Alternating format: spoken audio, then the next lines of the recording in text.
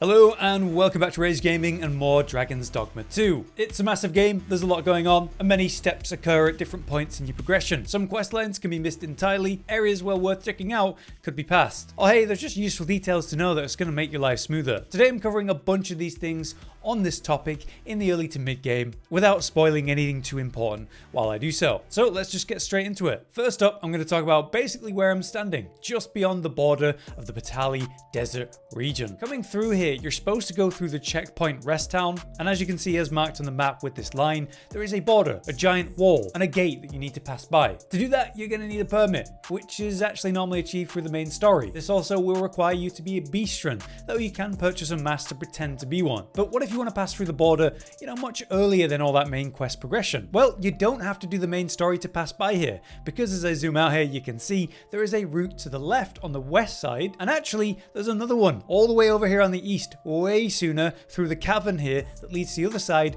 bringing you down to the city. Going down the west route, you just need to leave the checkpoint town on the north side, work your way down to the river, and follow that along. As you follow this path, you will be ambushed by, say, a cyclops or even multiple minotaurs, but just like open world areas, if you sprint quick enough, you can avoid anything that's following you with no issue. Just keep your pawns actually close to you. Eventually, you come through some caves and exit at a waterfall, and you can kind of climb your way down here, no problem. On the other hand, we do have this entrance here, which is much closer to, say, the village of Harv. You work your way down to this cavern and go straight through it. You'll come outside and work your way out through a cave. Before long, you just work your way to the actual city. Basically, there's multiple ways to avoid the border. You don't have to do the main story to get to the desert, and I hope that helps you. Next, let's talk about a quest line that can be messed up by progressing the main story. This is just kind of a PSA. World events progress, what's going on and why will change, where you can go will open up, but in turn, NPC stories will also progress. You can encounter plenty of timed quests where you need to do something or save someone before the time's up, and it's very clearly letting you know that. But there are subtler things too, like say the quest line,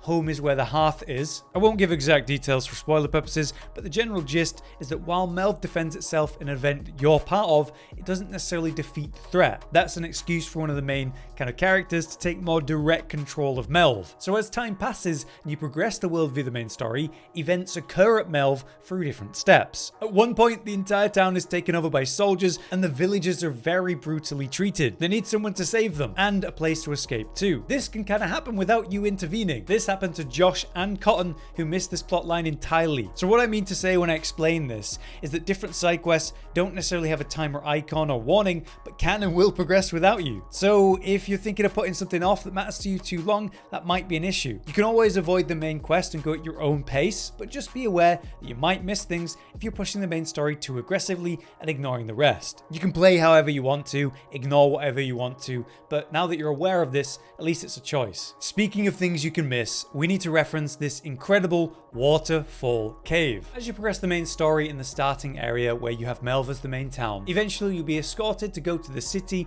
up the main road with some soldiers. As you pass through the gate, you're going to come through a camp, and then you start to head south, and before long you get to go to the city. If you instead go up this path this way, following up the river towards a waterfall, you'll find the Waterfall Cave. And inside there are multiple levels, and it's quite a big place. In here you've got poison saurons known as asps. These drop materials for, say, the second level upgrading of gear. You've also got skeletons and a variety of chests with good loot like piles and piles of gold, but also two major boss fights, one being a chimera, the first you can find in the game, and another even better above, hidden away in the cave, is a lich. Particularly key because when you find his room and open the chest that spawns him, in that chest is two vital books, the tomes of Howling Blizzard and Nation's Death Knell. You'll notice that these are valuables rather than consumables, and that's because they're very important. They're used to unlock the Mage Master Teaching and 2 Sorcerer Master Teaching as well, so they're very valuable. You basically need 3 of 5 unique tomes around the world, and you need to give them to 2 different NPCs. Fortunately, you can say forge to generate a second copy of them to do that and trick one of them, but these tomes are hidden around the world, right? And with 2 of the 5 possible options being in one location, I just think the Waterfall Cave is an important location not to miss. If you're gonna have a sorcerer or mage pawn, or you plan to play either of those yourself, the ultimate skills from the Master Teachings, they are very good. good and worth the time. I have a full guide on every master teaching on the channel right now if you are interested. Okay, so now for some more general useful things to not miss out on, like for example, owning your own home. Yeah, you can indeed have your own home or multiple in Dragons Dogma. As you progress the main story, you can head into Vernworth and go to the residential district on the right. Here you'll find an NPC that asks for your help. They're looking for someone to look after her home for a week while she goes away, which is easy enough, and now you have access to a house temporarily. Why is that good? Well, because you have a chest in there that acts as a storage stash, which means you can put things in it, you can take things out from the same storage of infinite space like what you use with an innkeeper. But in this case, there's no repeating dialogue that plays in the exact same way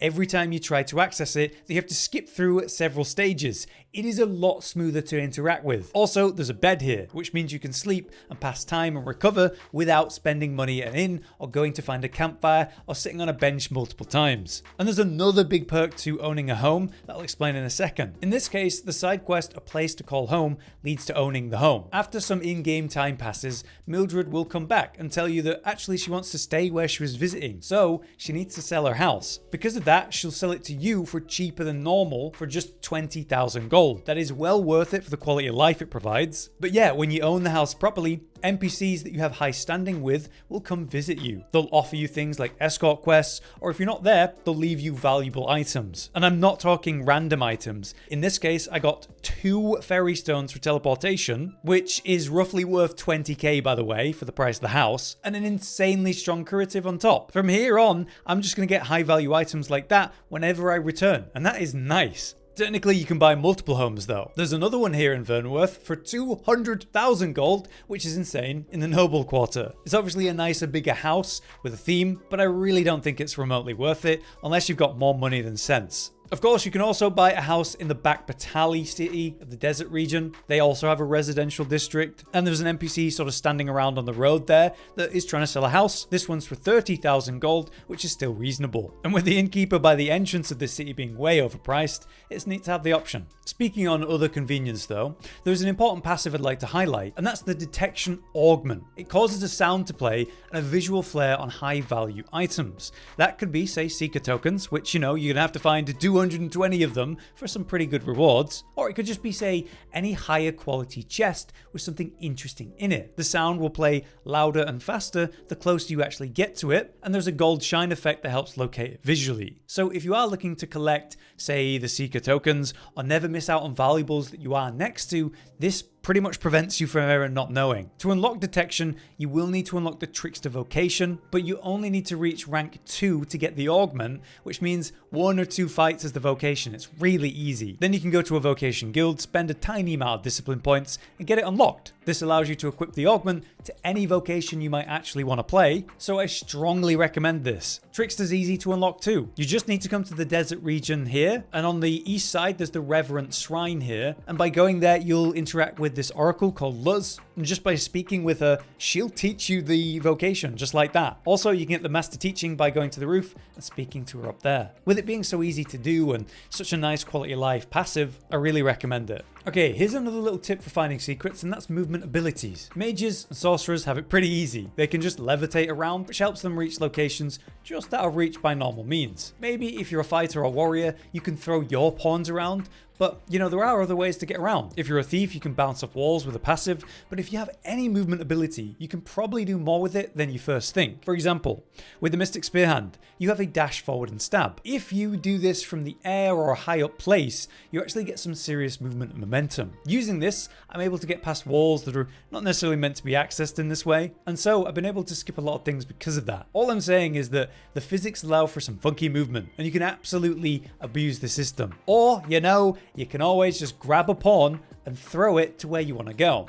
If there's a way for them to open a door or break something on that side, or just drop a ladder for you, they will, which is really helpful to know. On that note, there is one quick thing that I want to mention. It's the fact that you can ride monsters to new locations. Big monsters that run around, or better, fly. Harpies can be grabbed to hang from, and you can use them to get up to high places which you normally can't reach. But of course, gryphons are better. During a fight, you can run up and climb on them and sit on the back. Gryphons or drakes will sometimes run away away from a fight that's not necessarily going their way. Before they do that, you can just mount them, and then, say gryphons in particular, they'll have a nest somewhere, which they're going to return to on this flight. At that nest, there's always a pile of useful items, gold, and more, and finding those nests can be a bit awkward because of their weird locations. If you let a gryphon just take you there, it's free transport straight to the loot. Just be aware that you might need to let go of the grab now and then just to recover some stamina, or use stamina recovery food. You can do this with all kinds of monsters, even the Sphinx, which is pretty crazy. How about some more interesting secrets for early to mid game? Let's talk about Vernworth and how there's a literal vault inside the castle. It contains 20,000 gold, but it also contains items like the Worm Hunter's Cloak,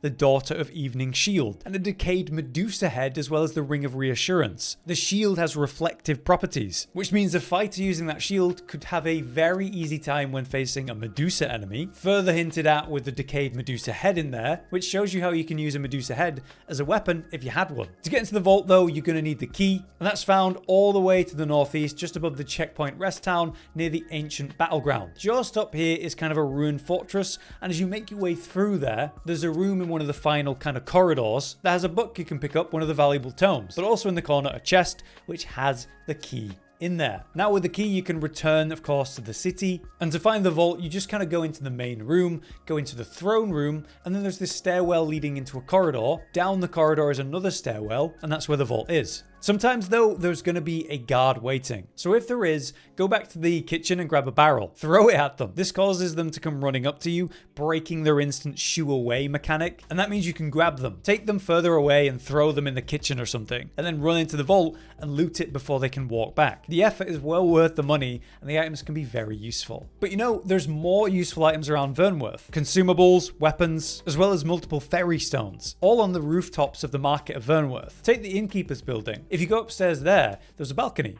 On the balcony there's a ladder, and now you can get onto the roof where there's multiple chests. There's the savant's boots, which are like wearing underwear. There's the silver rapier, which is a fighter sword, and a ferrystone. But from up here you can see even more chests. Like to the west, there's a roof with some thief daggers in a chest, and even some potions near there too. Down by the ox cart and the entrance of the city, there's a guard room that has some gold in a bag, and a fluted bow as another weapon choice. So it's nice to get some free equipment, especially early. Finally, the last thing I want to reference is pawn specializations. These are skills that can be acquired by pawns, and while it says they're not always beneficial, many of them are particularly good. You can teach a specialization to a pawn and it'll start doing new things. Some of them really helpful, but you can only have one at a time, so if you equip one, it'll replace the one currently had if it had one. I found 3 so far, as you can see, and they have some interesting effects. There's this little girl in the slums that asks you for some flowers to thank the people that look after her. That's fine, but then she asks for silver. Not so bad, but then she asks for 2 gold. That's pretty rough, but doable. And then finally she asks for 5 medicines to help cure the ill. Anything that gets rid of sort of status effects. This makes her really like you,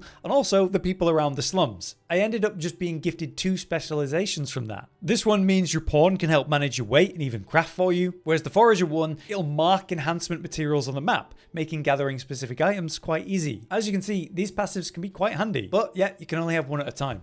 But for now, that will do for this video. Just some important concepts for you to consider, as well as, specific advice or locations. Hopefully the video was useful, and if you guys have any extra details or tips, you can drop them in the comments. For now though, I've been Hollow, you've been you, thanks for watching.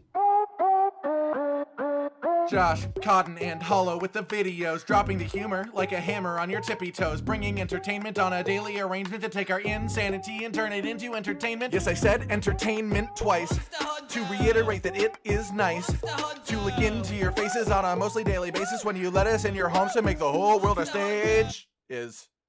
Goodbye.